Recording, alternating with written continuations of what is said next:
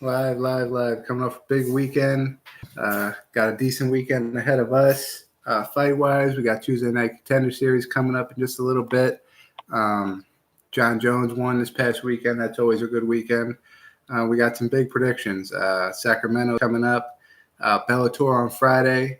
And then UFC Sacramento on Saturday. I'm going to jump right into the picks because we got about 10 minutes before the Contender Series starts. So I want to get most of these over with before the Contender Series starts.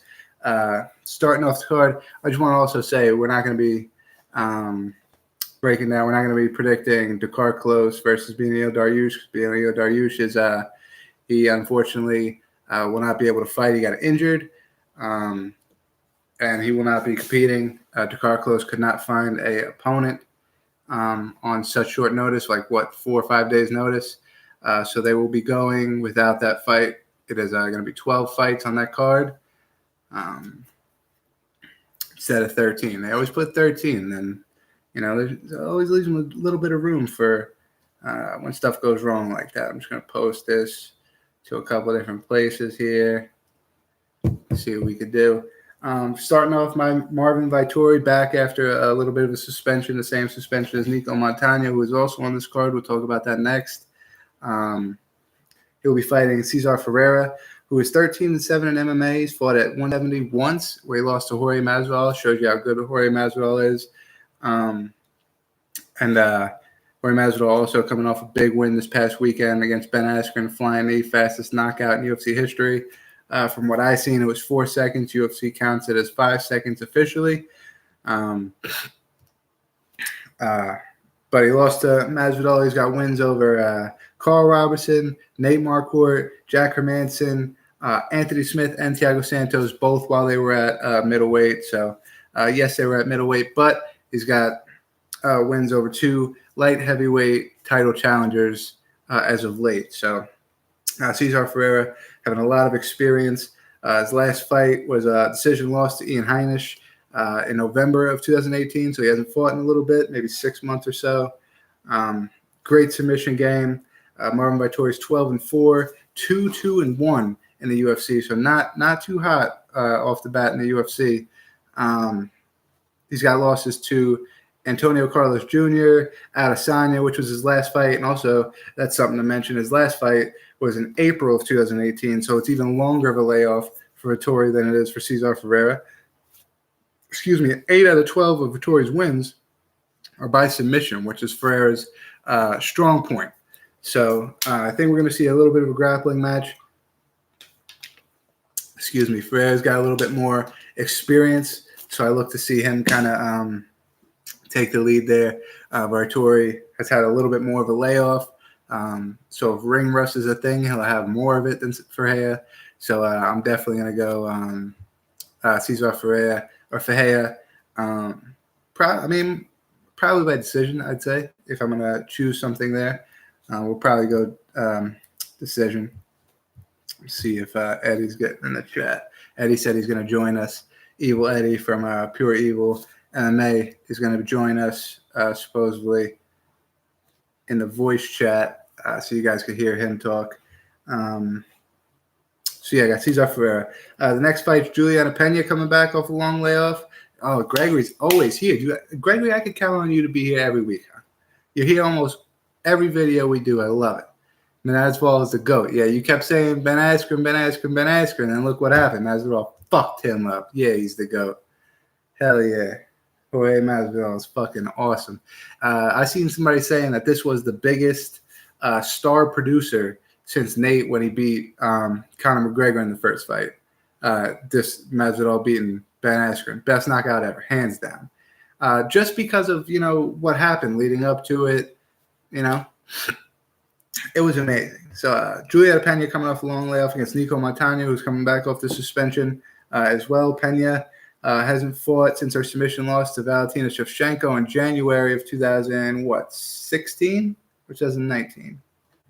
I gotta look that up. I think I wrote that down wrong.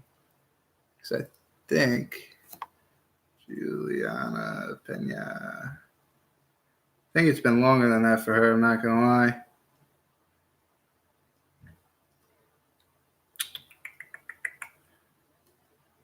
2017, January 2017. Sorry, I wrote 2019 for some weird reason. So it's been over 2 years since Pena's been in the octagon.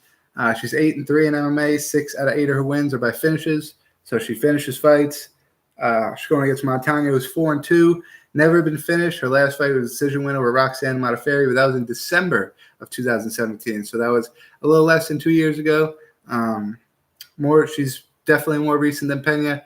I just feel like Pena's got a lot more experience. Pena will be able to put her away. I think maybe a submission, third round, second round submission.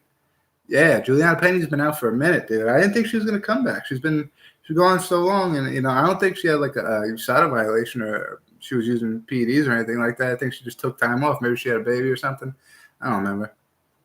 But I got Juliana Pena in her comeback fight by finish, whether it be submission, knockout, second or third round.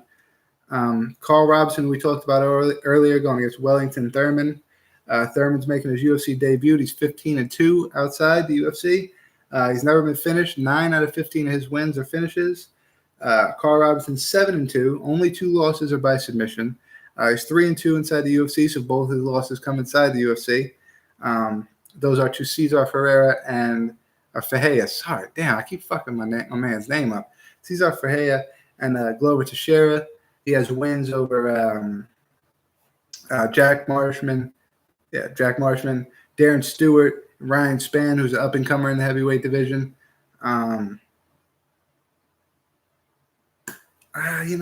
Robinson's got a little bit more experience in the UFC. He's 3-2 in the UFC. The other guy, Wellington Thurman, is 15-2 outside the UFC, so a lot more experience.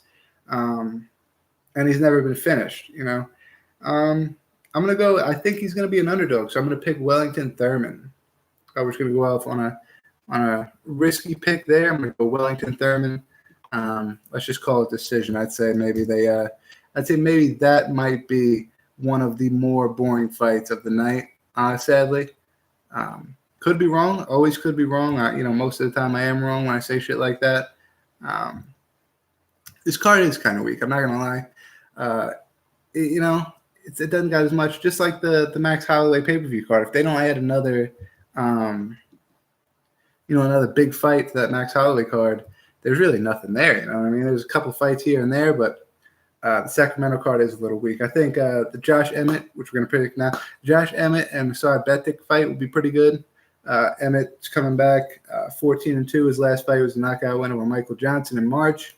Before that, he took that almost a year layoff from getting knocked out by Jeremy Stevens.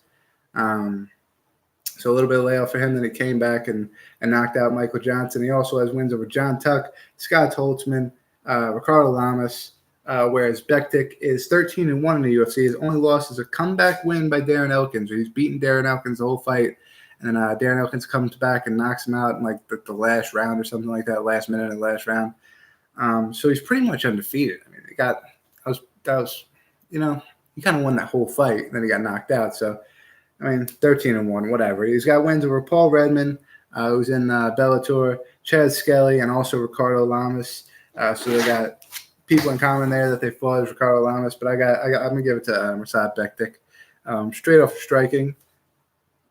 Excuse me, directly off of striking, we're gonna give it to Bektic. And that being said, we're gonna give it a knockout in the second round. I don't think Josh Emmett is nearly as tough as Darren Elkins or somebody like that. So we got Bektic knockout at some point. Faber is going to be making his return from retirement to take on Ricky Simone. He wanted a big fight. The UFC came at him and said, "We don't have a big fight, man. We got Ricky Simone." He's an up-and-coming kid. Faber really didn't know who he was, but it's going to be a big challenge for him, definitely. Faber, his last fight was in Sacramento back in December of 2016. Maybe. I'm not too sure.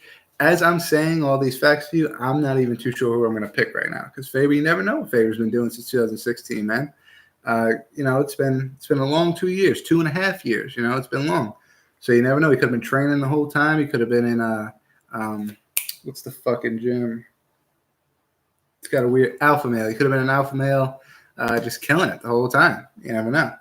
How well does that do for Cody Garbrandt, for all these people? You never know. No, Santos didn't get robbed, Greg. He definitely was throwing more power punches, but if you look at all the statistics about landed strikes and octagon control and everything like that, it all goes to Jones. Jones was outpointing him like crazy, and he was just beating him where it counted. I gave the first 2 rounds to Santos, but I gave 3, 4, and 5 both all to Jones. So 3-2 in my opinion.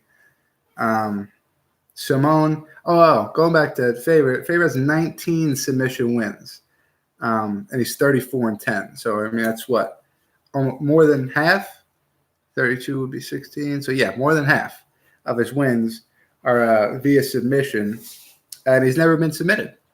Ricky Simone's 15-1. His only losses by submission to Anderson Dos Santos, a fellow UFC star or up-and-coming star, but he lost that back in Titan FC over there in Florida. Faber, I think he's about 41, maybe I'm wrong. Maybe he's 40.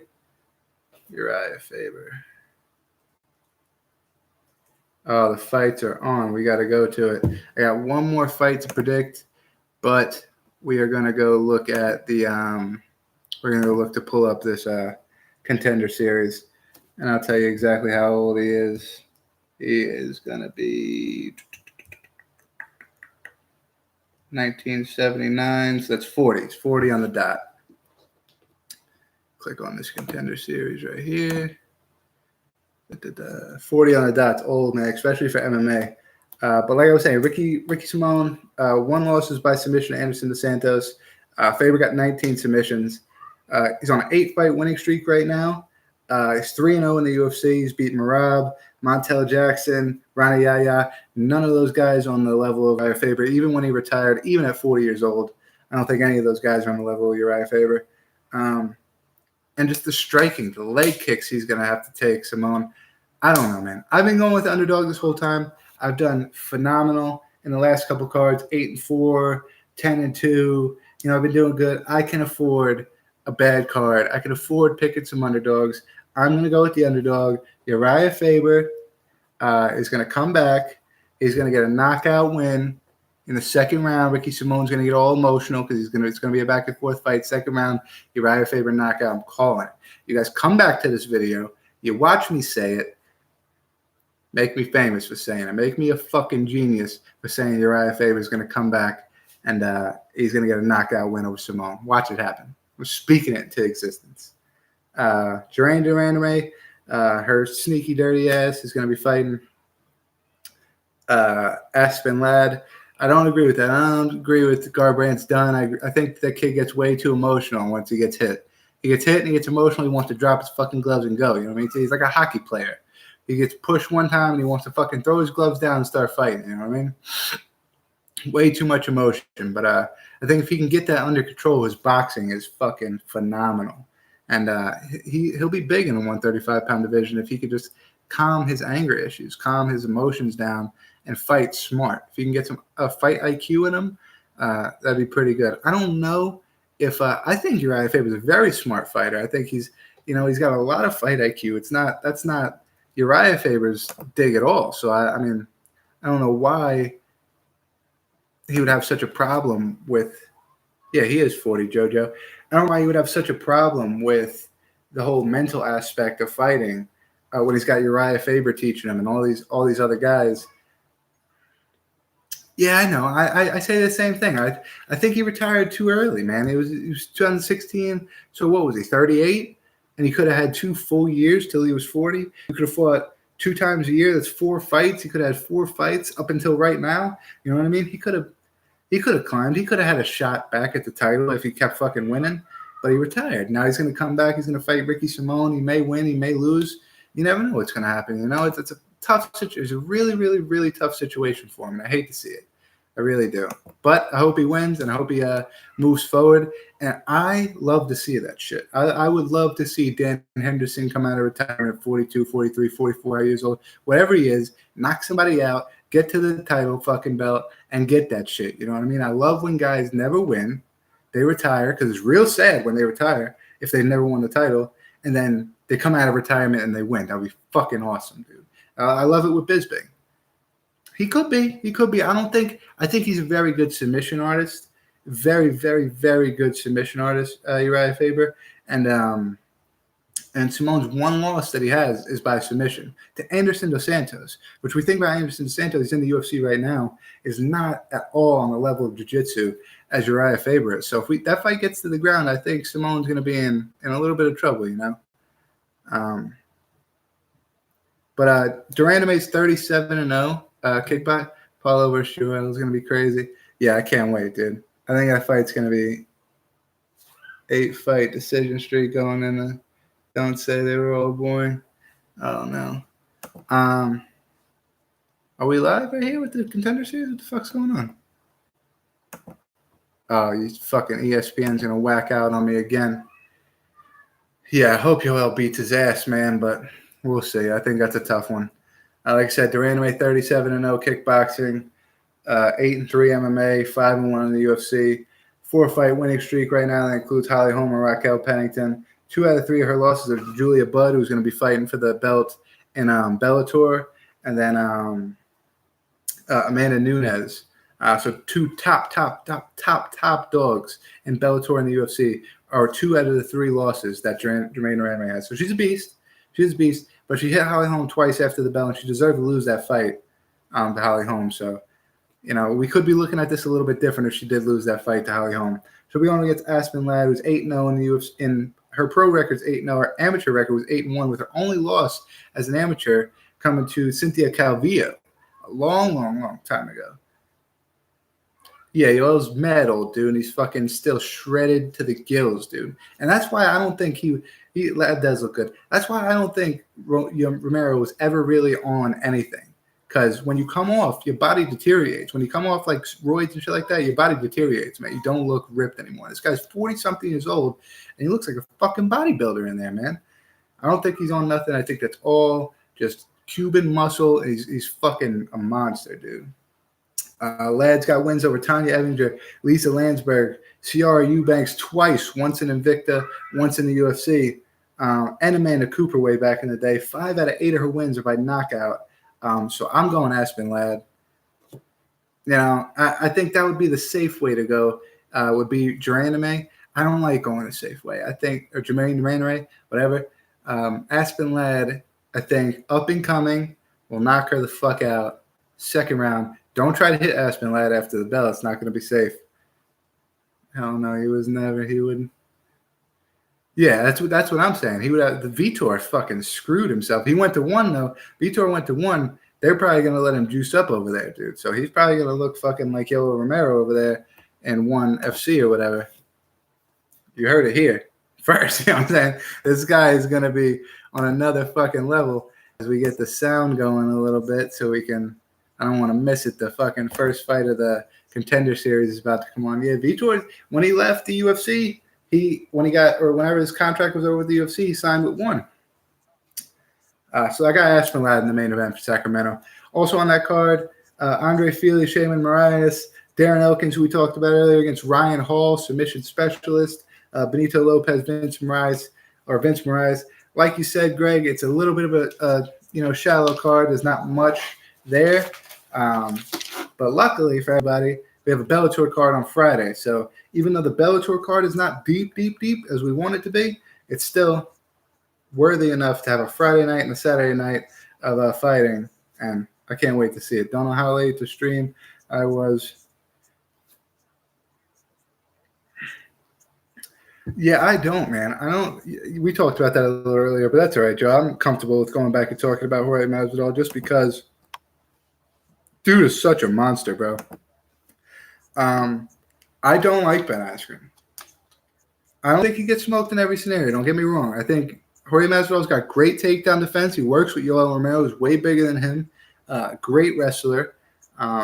So I think he's got great takedown defense. But I think if Ben Askren could have got him on the ground, it could have been a longer, very long night, very drawn-out night. It could have been one of those John Jones, Thiago Santos fight where it's like you really got to pay attention to see who wins the fight. See how much time they're spent on the ground, how much time they're spent standing up, how well Jorge Masvidal did when he was standing up. I think that fight goes to decision if it doesn't get finished that early. I'm so glad it did. Dude, within a span of like 5 days, Dylan Dennis got punched in the club. Love it. Ben Askren got knocked the fuck out. Love it. Luke Rockhold got knocked the fuck out. Love it. Floyd Mayweather got crossed the fuck up in a celebrity basketball game. Fucking love it, dude. All 4 of those guys, I fucking hate those motherfuckers. Glad that shit happened, son. This has been a great weekend for combat sports, even though the Floyd thing happened in basketball. Bone Collector fucked him up, son. Askren is 0-2 in the UFC, too. He got whooped up by Robbie Lawler big time. And then they gave him the win. For some weird-ass reason, they gave him the win.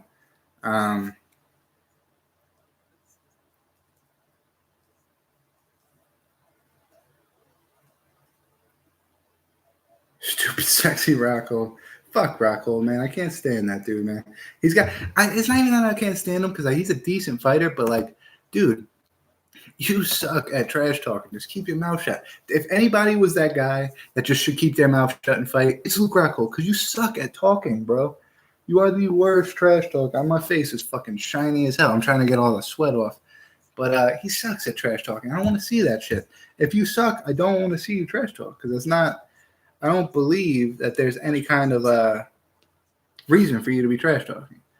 But huge Askren fan. I think if he gives it dominate someone in the UFC with a name for 3 rounds, maybe people perhaps. Yo, I don't know. Fuck all these cringe. Yeah, he's cringe as hell, dude. But I don't like. Yeah, but if Askren, I think they're gonna give him Till next, and that could be bad. It could be good. He could get Till to the ground, but it could be fucking bad. He could get lit the fuck up again, like he did against the. Conceive, believe, achieve. Sounds like no self-help book you ever read, buddy.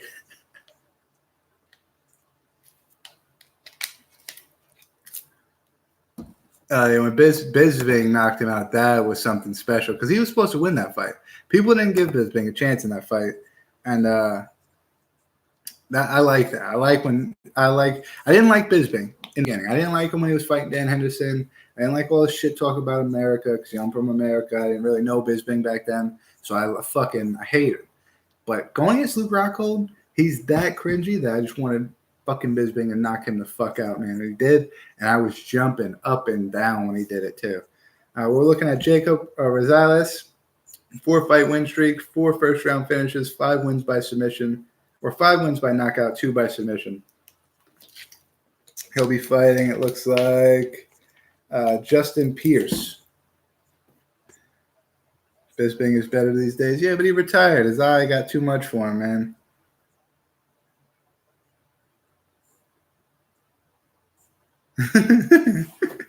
You'll come too, buddy. You'll come too. He was so pissed too. He was like, everybody shook your hand. It was funny as fuck, dude. Yeah, I can't stand him, man. Can't stand him. Shit happens though, dude. It was a good weekend for me. I liked seeing Rockhold get pieced up. And Rockhold wasn't doing bad in the first round either, so I was getting scared for Blachowicz, man. I thought he might have been on his way to lose a decision. But damn, was I fucking high. Oh, at the end of the first round, he got clipped, and he almost got knocked. He was fucking stumbling going back to his corner. I knew it was over right there. I knew that shit was over right there. Rockhold versus Anthony Smith is his final fight. Yeah, and then Anthony Smith fucking dominates his ass, and he retires. I'd be sick. I'd be sick. I think he should retire right now. This Jonathan Pierce guy, 4-fight win streak, finished 7 out of 8 of his wins, 6 by knockout, trains at the MMA lab in Glendale, Arizona. Oh, yeah, he was out cold for you that. But the thing is about these fighters is, I mean, I guess it's just a reaction when you get knocked out. You could always see it with a referee. If somebody hits the deck cold, like Ben Askren, that referee was fucking charging across the mat to come stop him. The referee for Luke Rockhold, he got hit. He fucking tries to fucking zombie his way out. Zombie fucking sit up. So the ref was like, hey, take a couple more shots. And Blachowicz said, fucking hit him with the speed bag while he was on the ground. And it's because he kept trying to sit up and shit. He wasn't completely out. He is. I seen Song Yandong in his last fight before this last one. I picked him to beat what's his name? What the fuck's the guy's name that he knocked out? Ooh, big head kick coming off to start. Oh, these guys come out to finish. There's been 8 straight decisions for Dana White's Contender Series. So I think this week There's definitely going to be some people looking to headhunt, looking for knockouts, looking for submissions, looking for whatever they're good at because they're going to want to finish 8 straight decisions on the Contender Series. Exactly. It's part of the game, man. I talk to some people on Twitter that are all like, it's so unprofessional. It's so fucked up that he hit him with those shots. Like, dude, the fighters are told, and I've been there. I've been to the media thing. You can see back there. I've been to the meetings that they have before the fights. You know what I mean? I see what they say to them. You don't stop fighting unless the ref comes in. That's your job. You don't stop beating the other person's ass until the ref comes in. I don't care if he's stiff as a fucking board laying there.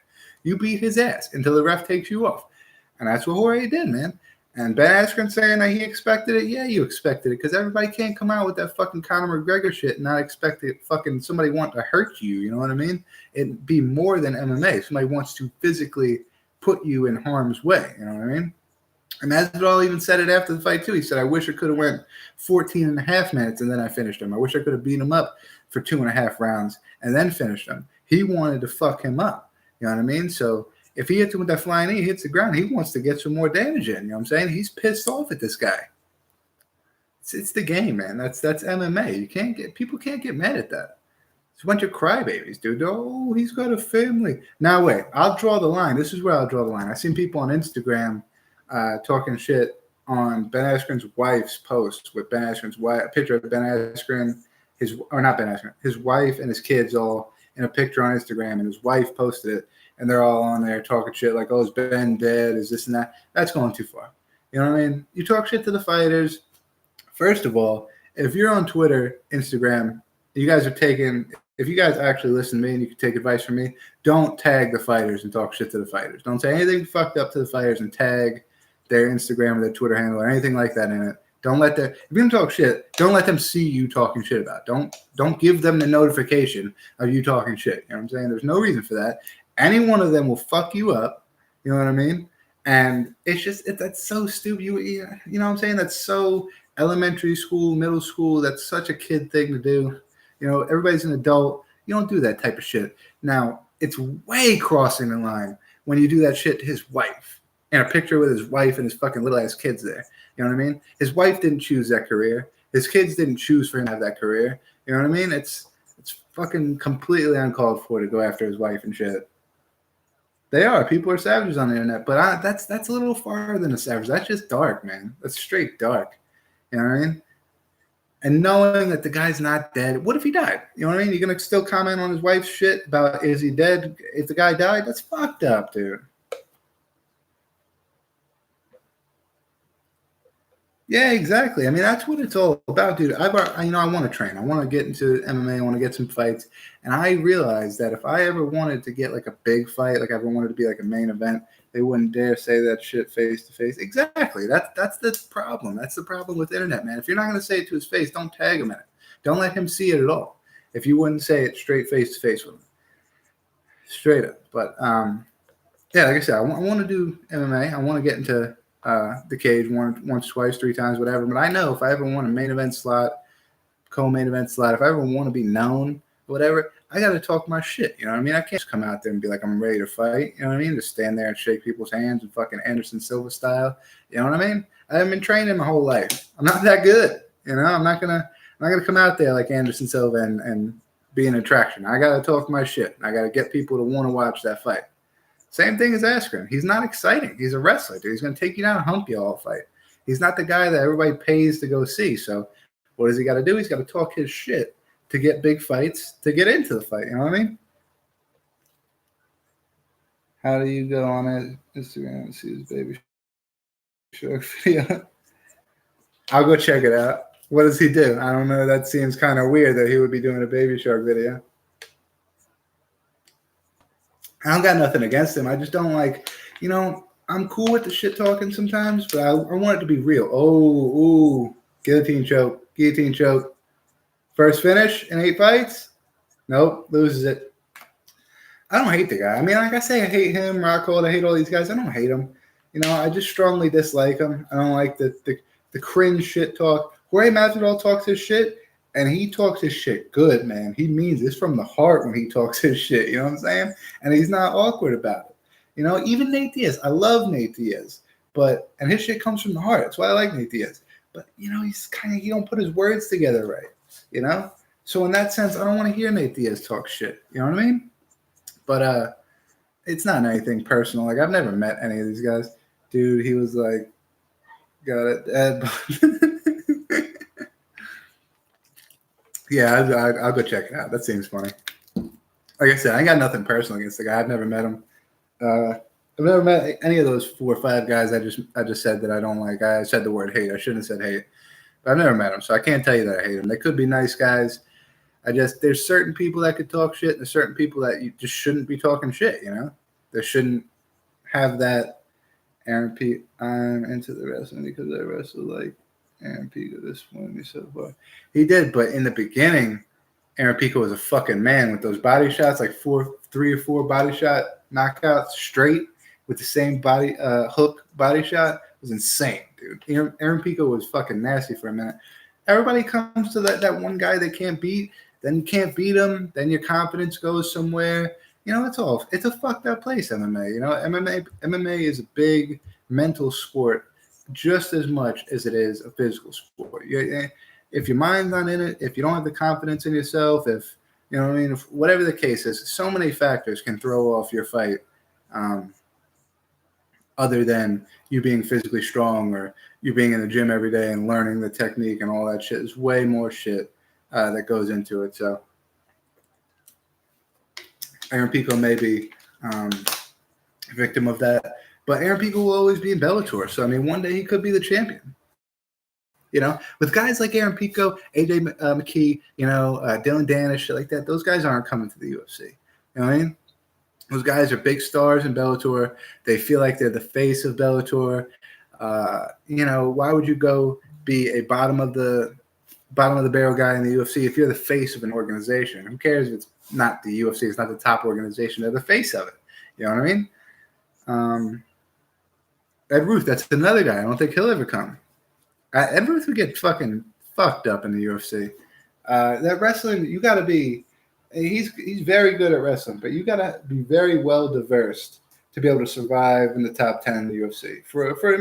To be there for a minute. If he wants to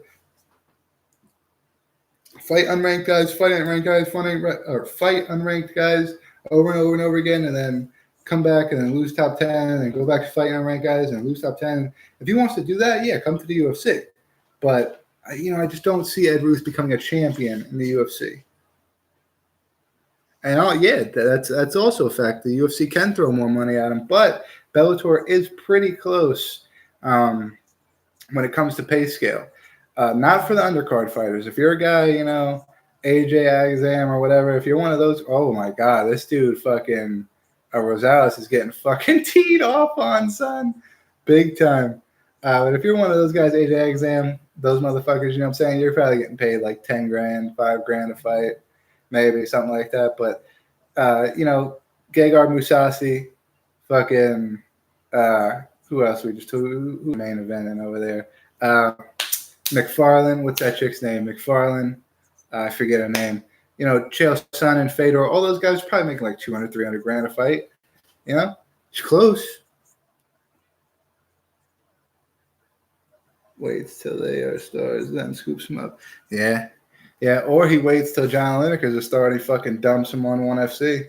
Dumps Demetrius Johnson on ONE FC. Dumps fucking Eddie Alvarez on ONE FC. Just sometimes it's a business, man. It's all about a business. There's people you can work with. There's people you can't work with.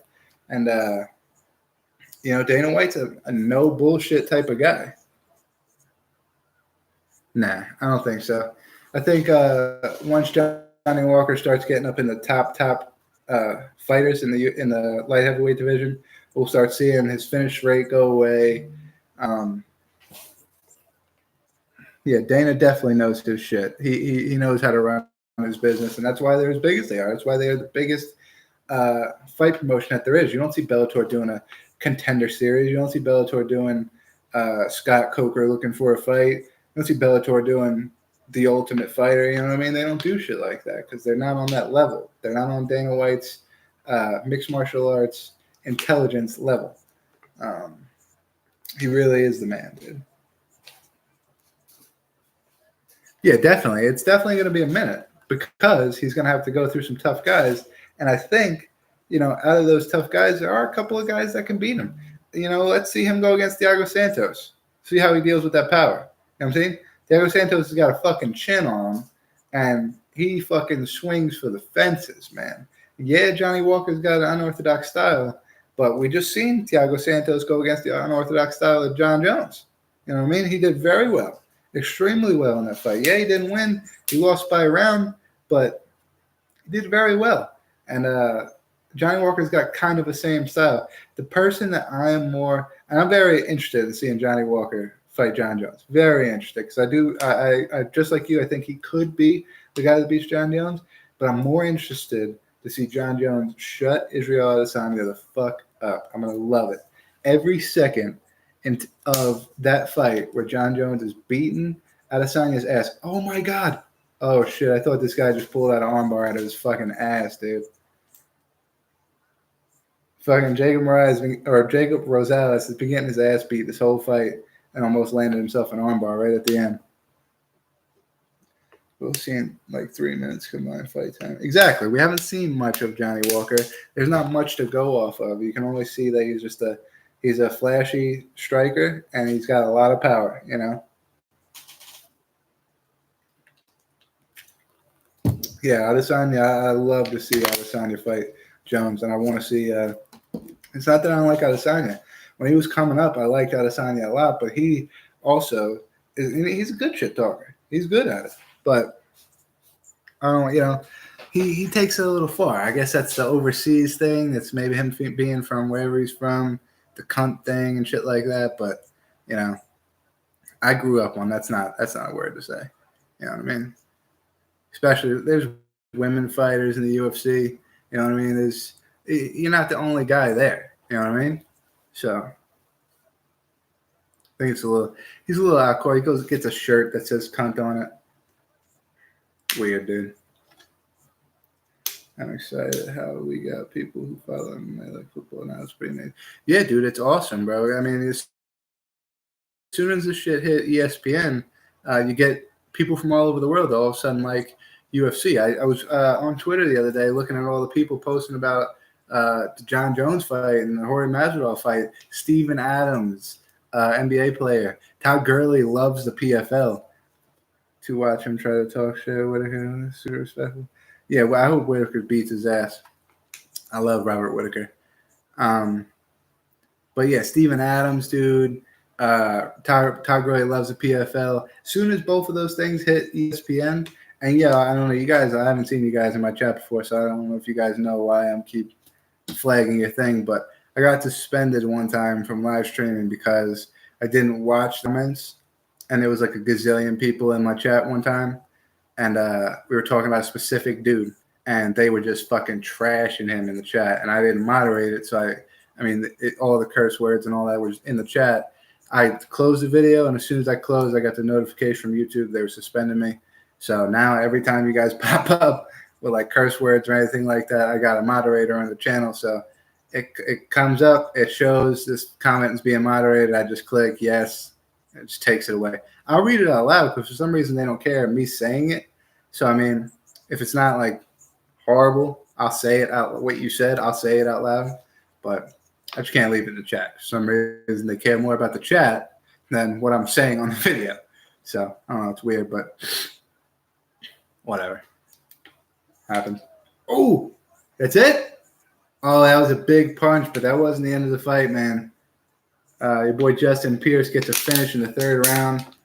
Lands a big strike in ground and pound, beating his ass the whole fight, so it's a well-deserved win. But that punch, I don't think necessarily, if he survived that long, I don't think that punch was supposed to be the one that the ref stopped it on. That's a little weird. It is what it is, though. First finish in 9 fights of the Contender Series. Puts him down with a slam. Very fatigued is Rosales. Oh, Rosales shut his eyes for a minute. That's what it was. Rosales just kind of put his head back and shut his eyes. That's a no-no, man. That's a no-no with the refs these days. You can't close your eyes and think everything's gonna be cool. It's no good. Fuck's going on here?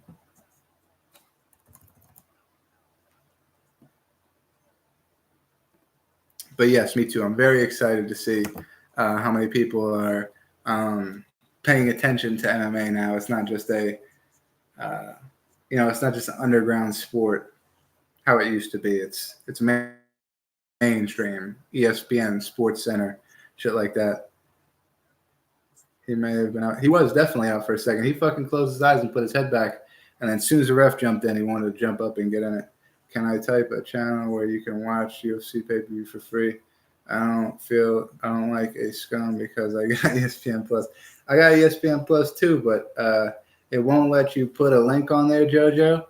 But what? Is there anybody in here who needs a link? Because I'll tell you it. Like I said, they don't. I got ESPN Plus too, but I got fucking mooching off somebody else's account. But I do know another website that if you don't have an account with ESPN Plus, you can watch.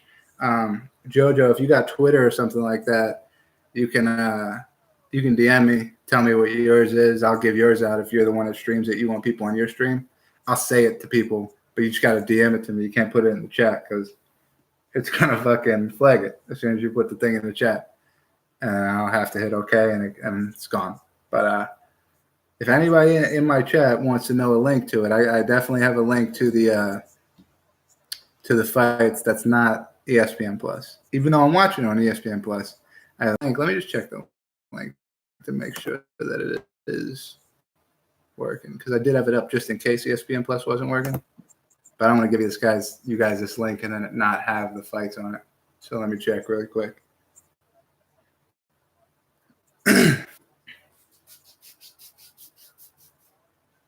And don't nobody be on no goddamn Brendan Schaub shit. Cut my boy down either, because my boy is solid, for real. He posts every stream, every fight. I don't think he's got the Contender Series, sadly. Says you can watch it on Dragon.tv, but Dragon.tv is nothing. Makes you pay. Yeah, boom. There you go, guys. I don't know what that is, but it didn't flag it, so fuck it. Yeah, Schaub the snitch, man. I can't stand that shit, bro. It was such, this is what happened to me, honestly. I kind of got mad at him for a second. Block your IP. Nah, if you don't write .com or .whatever, it won't flag it. It just, if you write .whatever, it shows that, hey, this is a website, and won't let you post websites and shit in the comments. So, I don't know. It didn't flag what you said. The iBavish or whatever you posted, it didn't flag that. So, you're good there. But, no, mine isn't cracked. The one that I watch is Ripple.is. And the reason I know that is because I used to go on MMA streams on Reddit, and that was one of the guys specifically that I watched when I was on there. His stream worked best for me in my house, my Wi-Fi, or whatever the case is. I do know about cracked streams or whatever that shit is called. I heard that works. Doesn't really work for my computer for some reason. But it scared me when Brendan Schaub did that and he got MMA stream shut down. It scared me because I didn't know it again. I'm like, what am I talking about, dude? I remember the guy's his IP. So I just typed in his IP, went to it, and it's just like a blog website. So you just go to MMA and it's right on there. You know what I mean? Unfortunately, for some reason, he's not streaming these fights. He's telling you he's got a link to go to somebody else's website that makes you pay for the fights. But I'm watching on ESPN Plus. My man JoJo here has got crack streams. My man JoJo here has got two now that he's put in there. Two different websites that he's put in there. You know what I'm saying? If you guys are really not that computer savvy and you can't figure out to write .com, .is, .tv, whatever you got to write, then you know what I'm saying? You got to get a little bit more up to date with the technology. But my man JoJo's putting you on. And you guys, I'm very active with MMA Twitter, shit like that. If you guys want to follow me on Twitter, it's the barbecue pit _live. Instagram, it's the barbecue pit _MMA. So check me out. You guys are all cool. I'd be welcome you guys to any of my pages, and I'll give follow backs. I do all that shit. So you guys are cool peeps. Carl Wareful, Jojo, of course, Gregory. I know you don't got social media and shit like that, but you're always welcome if you ever do get it. I think there was somebody else in here commenting, wasn't it? Just my three guys right here.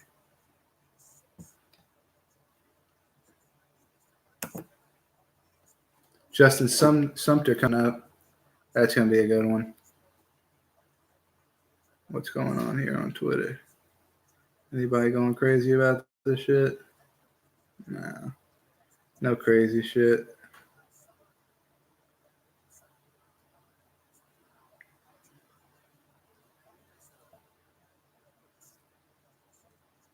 Let's see if Eddie is in the Discord.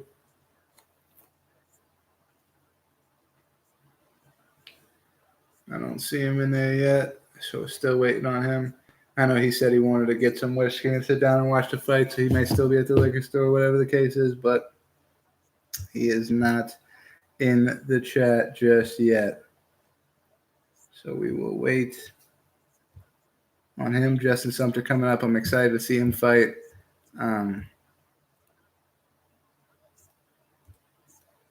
Fuck, man. Sumter, he's out of Massachusetts. He's fought in Bellator, CES. He was on the Contender Series last year. He lost to Ian Heinisch. He's doing very good in the UFC right now. Strong up and comer. Yeah, I don't really know what. I just started this stuff about a year ago, so I knew I was real knowledgeable about MMA and stuff like that. I'm really into it. I watch it every weekend. I watch PFL, Bellator, UFC, One. I watch all that shit. So, I mean, I know a good bit about it. It's just I was never really good at marketing. You know what I mean? I guess I try my best, but marketing was never my strong suit. So I feel like that's my biggest issue. Marketing. And then I also feel like with YouTubes and shit like this, like Twitter and all sorts of stuff like that, it's about who you know and shit like that. So just got to find people that have more subs than me, shout me out on their channels, and I get some of their fans, this and that, whatever. But Tuesday nights are my slow nights. When I do the Contender Series and shit like that, that's my slow nights. We don't get that many people in the chat here. But when we do Saturday night fight companions for like Bellator and UFC and shit, we get a decent amount of people. You know, I mean, we don't get many people in here at once, but we get a lot of different people that come in. I think a lot of people think that I'm going to stream the fights, like I'm going to let people watch the fights on my YouTube channel, which if you ever tried to look up fights on YouTube, it seems kind of silly that people would actually think that I'm doing that because you get copyrighted within a second. If I put the fucking volume too loud, the UFC is going to try to copyright me. So, I mean, there would be no showing you guys the fights. There's been certain times where I've I've taken the thing and turned it around at the TV. Like I've showed the fights for like a second, but I don't show them fighting. Like I show like walkouts and like interviews and shit like that, you know, just because I know the UFC gets really, really pissed off when you take videos. And I know that just from going to the UFC events. I've been to the UFC events and I've been sitting there. They tell you not to video right off the bat, and then you got this lady next to you, or like 5 fights down from me, or 5 rows across from me, who's videotaping. You can see videotaping. There's a guy across the fucking arena with a laser pointer waving it in her fucking camera, and you can see the fucking laser pointer like fucking beaming in her camera and shit, and all the way across, we got through the cage into her camera to get her to stop video, and it's fucking hilarious. Let me know when next fight gets going. I'm going to have to get off the laptop. It's toast. You just need one event to get it going. Yeah, I know, man.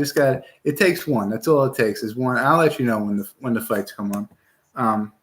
Or I'll say it on here. I don't know how else I could let you know. But, yeah, I understand exactly what you're saying. As soon as you get that one thing where it's like couple thousand people in here, then you blow up and people start to know about you. The word spreads about you. I think the most people that, yeah, exactly. The most people that I've had concurrent, like during the live videos, it's like 1.7 thousand. So, and that was like, we were doing it for like 4 or 5 hours. So like almost 2,000 people in 4 or 5 hours.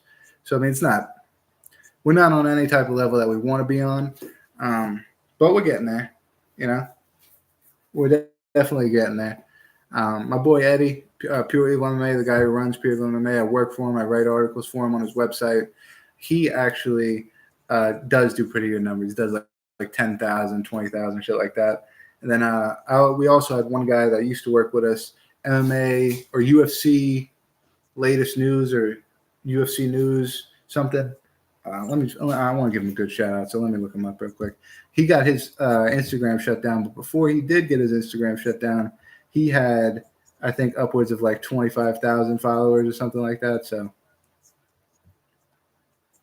UFC News Official on Twitter. Everybody go make sure to give him a follow because he's down in the dumps, man. He got his Instagram shut down, 25K followers, and you know, anybody that has that many followers on anything and for some reason their account gets shut down, you really could see that you know, it fucks with you. It really does. You work so hard to get to a certain point, and then Instagram or YouTube or whatever the case is takes you down. When I got suspended from YouTube, although, you know, I was really into click Noto so you come up. Oh, notifications. Thanks, brother. Appreciate it.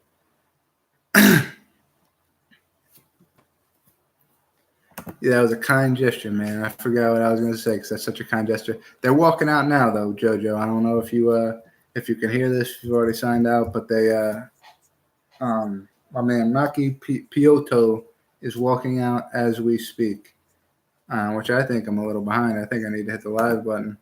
Yep, I do need to hit the live button. Oh, they're fighting. 4 minutes, 50 seconds. 10 seconds into the round. They're already fighting. They already walked out. My bad. Yeah, we're a little late. You've been here a couple times, JoJo? Fuck with it, dude. That's awesome. I love when people come back multiple times. Like this guy Greg that you seen earlier, he's here like every single stream that we do for a couple minutes or the whole time or whatever the case is. We used to have a guy that used to come around named Corser pretty much every stream. Oh my God, Sumter's getting teed off on.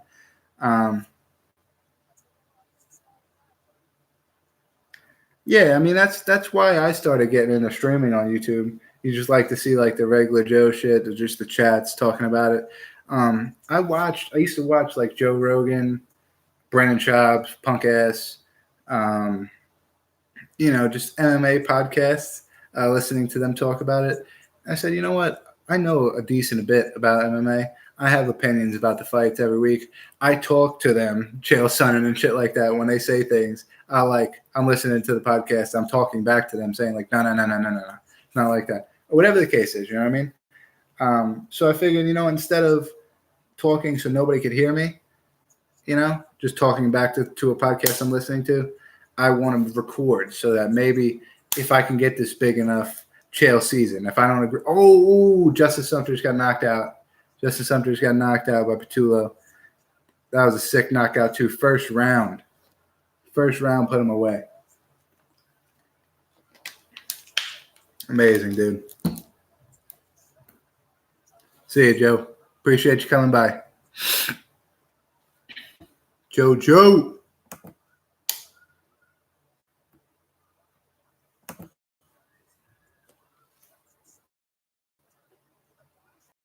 Those body shots are what hurt him, man. He crumbled from the body shots. Oh, he completely quit off body shots. Tap, and then 1, 2, 3, 4, 5, 6, 7 straight body shots. And oh yeah, dude, we'll be going until the end of the fights, man. So anytime you want to come back and talk some shit, hit me up, man. We'll be here until Jesse Wallace and Joseph Solinek fight is over. Normally I don't watch the who gets the contracts on the stream. Just depends on what we got going on, who's in here talking, yada yada. But We'll definitely be in here for about 3 more fights. Doing the damn thing, man. But yeah, those body shots put him down, dude. Like 7 body shots straight, and then he put his hand back to try to block his body shots, and then he just fucking fell down, dude. It's too much. That guy, he's getting a contract for sure. He's a fucking I think both of the first 2 guys can 100% likely could get a contract tonight. Just depends on how these last 3 fights go, honestly. Chris Okan and Hunter Azuro, 6-0 is Hunter, 4-0 is Chris, so 2 undefeated fighters coming up next. It's been a busy night, man. Those last 2 fights, I believe, are going to be the 2 barn burners. There were the 2 more anticipated fights coming into the night. They should. Cruz needs to come back, dude. I think that's exactly what Faber's plan was. Faber wants Cruz again. I hope he wins. I really hope Uriah Faber beats Ricky Simone. And if he does, I can 150% see him and Dominic Cruz going another time. 150%. It's a great fight. It would be a great fight to see Dominic Cruz not fight in the next amount of time. Uriah Faber just coming back, having 1 win back, showing he's worth it. Dominic Cruz obviously further back in the rankings right now because he hasn't fought in so long. It wouldn't necessarily get him a title shot if he beat Dominic Cruz, but I think that would be a good money-making fight for him. And that's what he wants to come back and do. He wants to come back and make money. So I'd like to see it personally. That was actually a great call right there, him and Dominic Cruz. Dominic Cruz wants to get revenge for the Cody Garbrandt shit as well. So I think that is actually closer than a lot of people think, him and Cruz.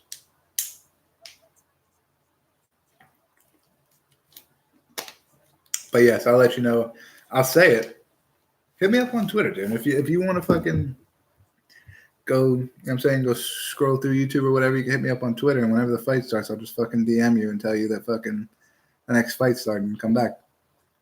But yeah, I'll definitely say it out loud whenever the next fight starts. I saw the body shots and knockout for sure there.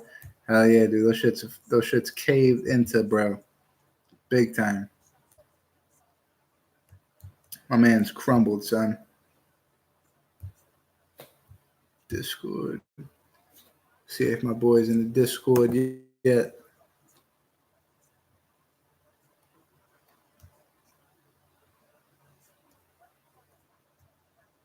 Sure, connect the voice right now.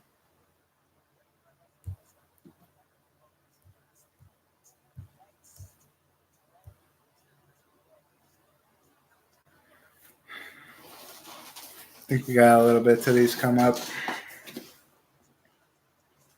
Yeah, last week was a great fights, man. Who else? Diego Sanchez losing Michael Chiesa. That made me sad. I'm not gonna lie. Masvidal Askren. Amanda Nunes head kick knockout over Holly Holm. How about that?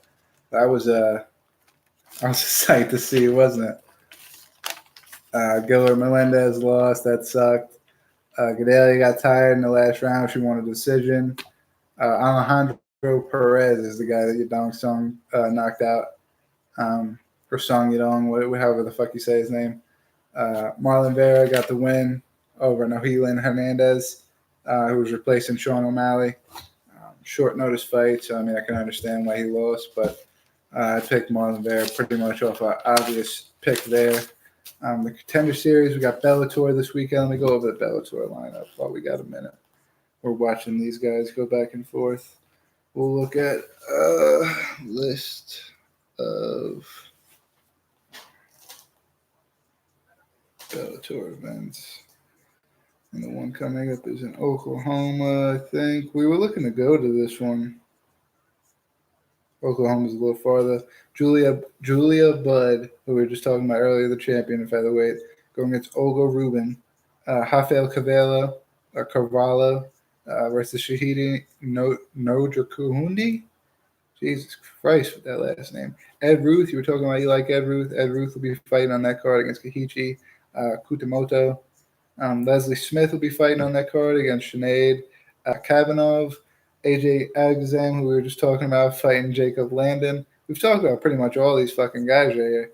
Mike Jackson, I wonder if that's the dude that beat CM Punk in that, what's his name released? Dana White. That would be interesting. I'd like to see if that's him. Christian Edwards fighting Justin Vargas on the undercard. A couple of different pretty good undercard fights, but mostly it's a pretty heavy main card. Women's featherweight title fight. Cruz is only 34, 33, 34, but he's like 40 with injuries. Hell yeah. Dude's mad old with injuries. Let's see. Oh, yeah, Pettis, Diaz. Oh, why the fuck do they make me fucking flag the word shit? It's ridiculous. But Pettis, I'd like to see Diaz win. Pettis is extremely, extremely good at welterweight, as we could see. Nate Diaz fought Conor McGregor at welterweight, although Conor McGregor was not at welterweight. We've seen two of Nate Diaz's last fights were at welterweight. So his body looked good. He fought well at welterweight. His fighting style is kind of weird when it comes to Anthony Pettis. Is Anthony Pettis going to be able to stuff the takedown? Will the power of Anthony Pettis be able to be too much for Nate Diaz? Nate Diaz got a great chin. Yeah, there's no way they're flagging that. Like and sub to channel. Appreciate it, brother. That's awesome. I love that you did that. If you post videos on your channel, I'll go to it right now and see if you do. Oh no, his channel doesn't have any content. If you ever make a channel, man, you want to team up, you want to do something, let me know. Hit me up. I'm in the Carolinas, bro. It's fucking weird out here as far as MMA. We don't really got shit. We got NFC in Atlanta. They got combat nights in Florida. I've been island fights a couple times in Florida. The Carolinas, there's nothing really in South Carolina. North Carolina, there's a couple different Rowan County fights, Fight for It All. There's a couple of weird ones. Really, really, really low-key local promotions in North Carolina. But Carolinas are not the fucking safe haven for fucking MMA. So I really feel like if I want my career to kind of take off, we need to get somewhere where there's a little bit better MMA card. Maybe where maybe we go up north and we get the FFC and the CES and shit like that, and Ring of Combat. Or we go the other way. You go to fucking Texas or something. You got LFA, California. You got all the fucking or Vegas and shit. You got the UFC and shit like that. It's weird.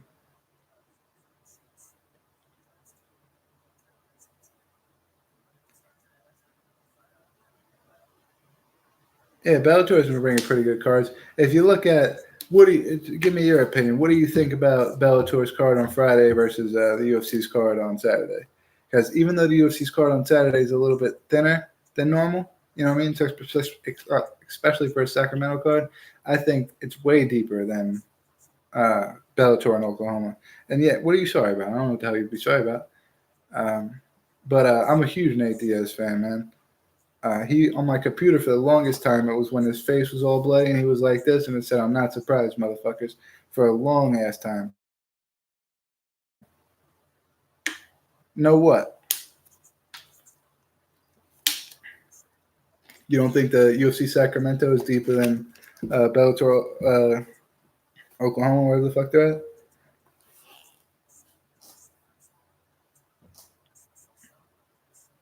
Because I like the fights that they got going. Pennsylvania, that's a good place to be for fighting. If you like to go, you got Cage Fury fighting championships out there, Ring of Combat's in Jersey. You're in a pretty good spot.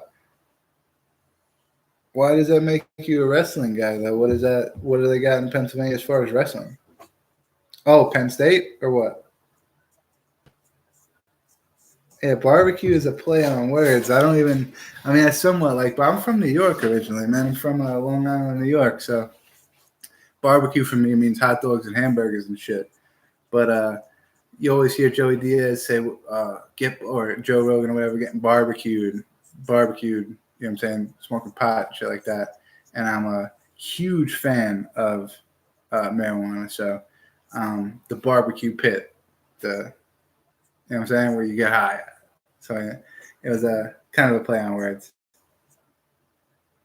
It's never too old, bro. You're 32, but you see people like Garth. Garth got really big in MMA. Dude's like 50. How old do you think fucking Luke Thomas is? You know what I mean? Did you go to college? Did you go to school or anything? And I agree, it is pretty close. Both cards are pretty thin, but I just like more. If I had to count like 1, 2, 3, I think I'd like more fights on the Sacramento card than on the Oklahoma card.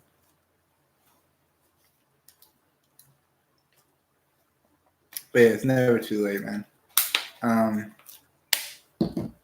You go a lot further if you have like journalism degrees and all this shit like that, which I don't. So I know it's gonna be a little bit harder for me. But it's not what you need, man. I've been to these, and I've been media to these fights and shit like that. There's people there that have like a Facebook page. You know what I mean? They don't got much. They just get credentialed because they know somebody who knows somebody who knows somebody, and that's what it is. They got 50 followers and shit. They're not. I've seen people at these events that are not Luke Thomas, that are not Erhawani and shit like that. And they get in, they cover them. Yeah, well, I mean, I don't think. I think Bellator and Risen are doing a great job co-promoting and shit like that, but I don't think the UFC will ever co-promote, which is fucked up. Because if they co-promote with Bellator, and if their fighters beat Bellator's fighters, that just improves their stock way more. It makes them like the top dogs in MMA. Because even though they're the top dogs as far as like money and attendance and shit like that, and pay-per-view buys and shit, all kind of shit like that, if they could prove that their fighters are actually better than Bellator's fighters, boom, way up the ladder. You know what I mean? Oh, shit. Top 2 fight. You were a high school wrestler back in the day? I used to wrestle. When I was way skinny, I used to wrestle. I was never that good, though. I mean, I wrestled like I came in third in states. So I never went to like the big dance. I think it was like top 2. Went to like regionals or whatever it was, the top 2 guys. So I was like one guy behind that. So I don't know. Bronze. I got the bronze medal in my house. Yeah, I never wrestled outside high school. Yeah, I didn't do shit outside high school. I fucking got out of high school, and the Monday after I graduated, I fucking started working. So I didn't get no scholarship and nothing like that, and I wasn't about to be in debt for 10, 15 years from not having a scholarship. So, the fight started, bro. The fight started with 30 seconds into the first round. But I wasn't going to spend all the time paying back student loans and shit like that just so I can go dick off. I didn't know I wanted to do journalism when I first got out of high school. I didn't know this. I had no clue this is the path I was going to try to take. So if I knew, maybe I would have tried to get in some kind of deck, so I would have felt like it would have been worth it. But I didn't know, man. It took me 4 years after high school, 3 or 4 years to figure out this is what I wanted to do. So a little late by then.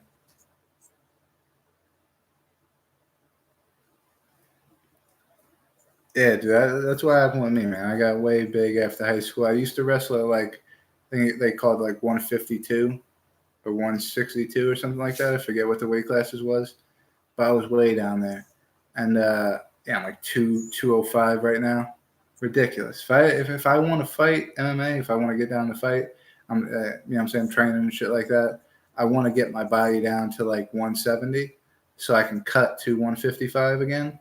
Because you see people that are fighting at lightweight, they're 6'1", 6 foot and shit like that. I'm like 5'11", so that's the weight class I need to be at. It's lightweight, so I need to get my body safely down to like 170 at least before I start cutting weight.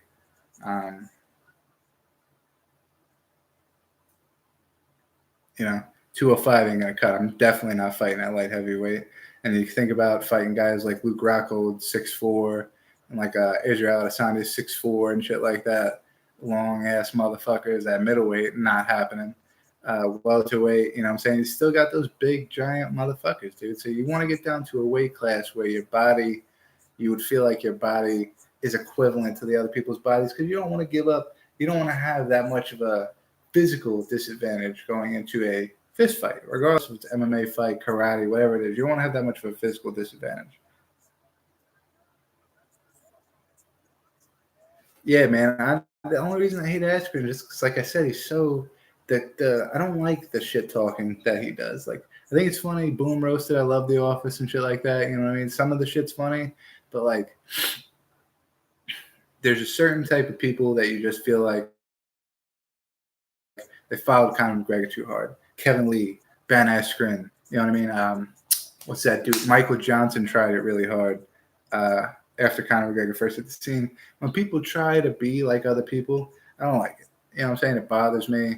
You know, and there's just certain things that like Ben Askren jumped on the scene and just started talking shit to people he don't need to talk shit to. I mean, he just talk shit to people out of his weight class. Colby Covington talk shit to John Jones and shit like that. Like, that's annoys me. Like, you'll never fight this guy and you want to talk shit to him. It's ridiculous. It's absolutely ridiculous to me. And they don't have the body to be Rumble Johnson. So it's not like they're going to fucking swole up and become 205ers out of nowhere. They're never going to fight John Jones. They're never going to fight, you know what I mean? Who'd Ben Askren talk shit about? It was like a middleweight or some shit, or a light heavyweight. Fuck, I forget who it was. But I mean, just, you know what I'm saying? Just shit like that. Like, Masvidal would never talk shit to somebody if it wasn't real. You got to feel it, dude. That's what I love Masvidal, dude. That's what talking shit's about. If you want to talk shit to somebody, let it be real. Let it be actually you're angry and you want to tell them, like, I'm gonna fuck you up, this and that and the third, whatever the case. You know what I mean? That's the only shit talking I agree with.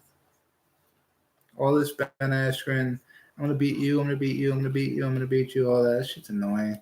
Colby Covington, having the girls around him and fucking, oh, I'm the fucking steel, sex appeal. Yeah, he sounds like a fucking nerd, dude. All those guys sound like nerds. You know what I mean?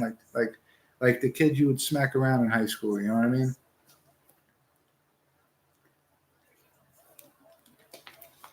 I guess that's a little bit where my willingness to not like those fighters is like, that's the type of personality to where I would be annoyed by you. I think that I don't like, that's what makes me not like somebody as an MMA fighter, because I have no reason to not like them. I've never met them. I don't know what kind of guy they are, just what kind of guy they seem like. You know what I mean? From a on TV in interviews and this and that type of perspective. So it's hard to you know what I mean? It's hard to say you hate somebody, or it's hard to even say you like somebody in MMA, because how do you know? You could meet them and they could be a fucking douchebag to you, and then now you're not a fan of them anymore, are you? You know? I try to use the whole rule, especially with being somewhat in the media of MMA, to not really say anything negative about fighters. You know, of course, I broke that with Luke Rockhold. I broke that with Ben Askren. I broke that with Colby Covington, Floyd Mayweather. But those are also people where, like, I can't see myself like, yo, let me get an interview, or like, yo, hey, like, meet you and shit like that. I would just see him and like walk away. You know what I mean? Like, that's how much like I don't like that. I just wouldn't have any interest in talking to them. And maybe they're nice guys. Maybe if they walked up to me and started talking to me and they were a nice guy, it is what it is. But it always goes. And this kind of, now that I'm saying it out loud, kind of goes back to like what I always believed from Northerners and Southerners. Southerners love you or like you, really friendly with you, until you give them a reason not to be friendly with you. Northerners do not like you and they want to stay away from you until you give them a reason to like you. So, I mean, I think that's always what it is. If Luke Rockhold or Ben Askren came up to me and they were like fucking mad cool with me in my face, and I'm saying, doubt me up, oh, yeah, whatever, and they were, I'm saying, cool dudes, I probably would like them. But I don't know them right now. I'm saying, I don't know you guys. And from what I see, I don't like you. You know what I mean? It is what it is. I'll never tell myself that I like somebody's personality unless I meet them. And I actually do like their personality. I like them as a person. Never.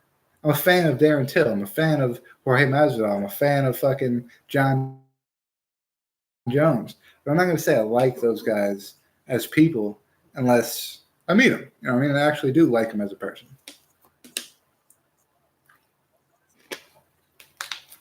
I met a couple of people in the media, just doing media. I met Mike Davis right before he made his UFC debut in his last Island Fights fight. wrestler Mick Foley I've met, Randy Couture, Chris Wade, Andre Harrison, a bunch of different fighters, man. I've spoken to Jared Scoggins, Scott Ferrarzo, who fought Tank Abbott way back in the day.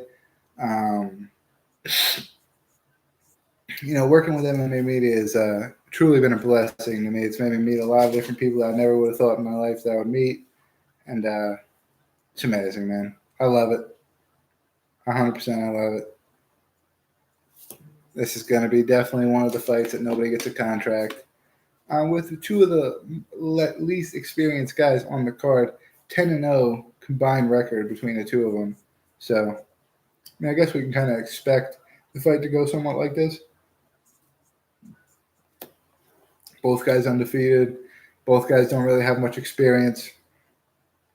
I could definitely see them both wanting to play it safe and get a win on a contender series, just to kind of add it to their record, kind of. You know what I mean? For guys that don't get contracts and they're looking like, oh, I'm not going to get the contract here, this does go on their record. The contender series does go on the record. You look up the Wikipedia, look up the Tapology, look up the Sheerdog pages, and this fight will be on their record. You know what I mean? It's not going to be an asterisk. It's not going to be the Ultimate Fighter exhibition fight or nothing like that. It's a real MMA fight, So at the end of the day, these guys all want to win. And when you got I don't even know how to word it. When you don't have as much experience as you do in this fight, with only 10 pro fights between the two of them, and you got both guys undefeated, I think you're going to see a lot of this kind of play it safe, Why wouldn't you? Why would you want to risk it? Yeah. I mean, maybe you want to risk it because you actually want to get the contract, but I got to think to myself, like, how many of these guys actually want to get the contract when they're 4-0? They want to get contracts to the UFC. You know what I mean? I know it's a dream and shit, but there's got to be some sort of a mental aspect where it's like, am I ready? You know what I mean? And a guy that's 4-0 pro, you know what I mean, fighting in local shit, I don't think that you can consider yourself ready to shit. You know what I mean?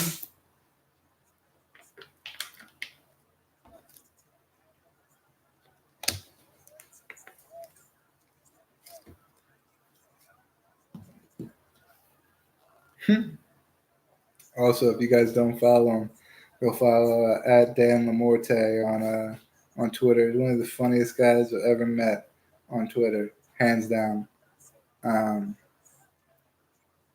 Also today, breaking a little bit of news to you, Tito Ortiz is fighting. He's got his opening debut for Combate Americas. He'll be fighting Alberto Del Rio, who's an ex-WWE champion. He's like 8-2 or some bullshit like that, fighting in Pride Day. Not Pride. What the fuck was that organization called in Japan? I forget, dude. We fought in the head stomp promotion, the one you can stomp people's head outs and shit. So it's gonna be interesting to watch to see him back, but.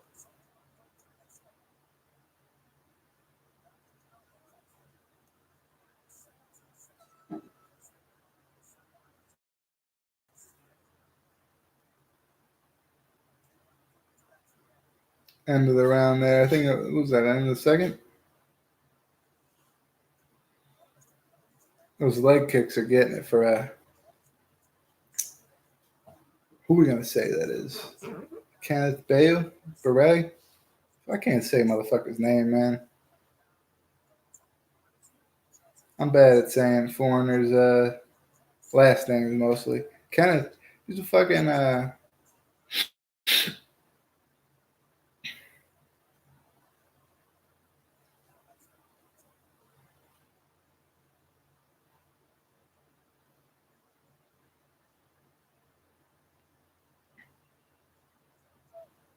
how you gonna have a last name like that? And you're fucking. Well, that's not even who we're watching. We're not watching. We're watching Chris Okun and Hunter Azuru. Damn, I was way wrong just now. But Let's see. Leg kicks. Big right hand there from Okun. Azure. Fuck, man. I'll never be good at saying last names. Unless you got like a Jones or a Jackson or a fucking Lynch. You know what I mean? I'm not going to know how to pronounce it, man. It's got to be pretty easy for me. Fahea. I've gotten to know some of them with MMA, you know. Nurmagomedov.